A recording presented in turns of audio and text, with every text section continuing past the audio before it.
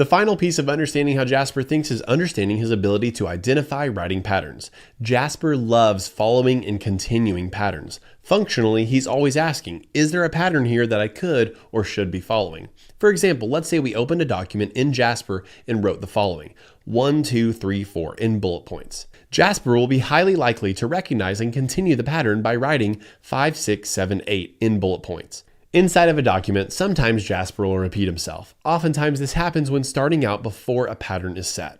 Let's look at an example where I type the following and then ask Jasper to keep writing by hitting the compose button or Command J. If I write something like Kyle Williams, that's me, is an average height man with an above average beard and a below average golf game. He lives in Kansas City with a wife, 2 kids, 2 dogs, and 2 birds. Wow, I know, it's a handful.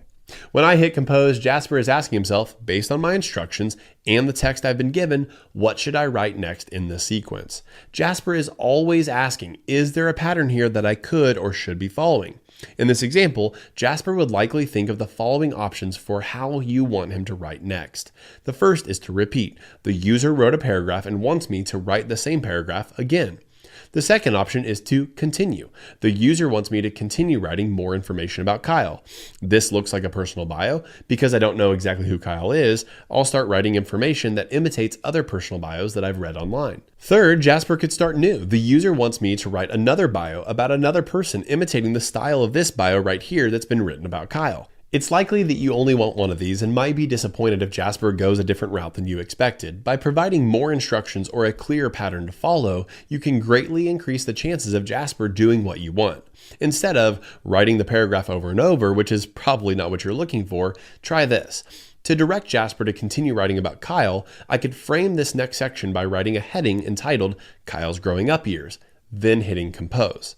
As you can see, Jasper clearly understood that I wanted him to write about Kyle's growing up years. You can also see the pattern Jasper is modeling. He's thinking something like, the user wants me to write a section heading about Kyle's life, and then a few sentences describing it over and over.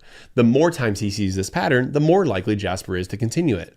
If Jasper isn't writing the content that you want, ask yourself these questions. What is the pattern Jasper is trying to follow right now? Can I give more instructions or set a better pattern to direct his outputs? Do I need to give Jasper more information as input in order for him to write what I'm looking for?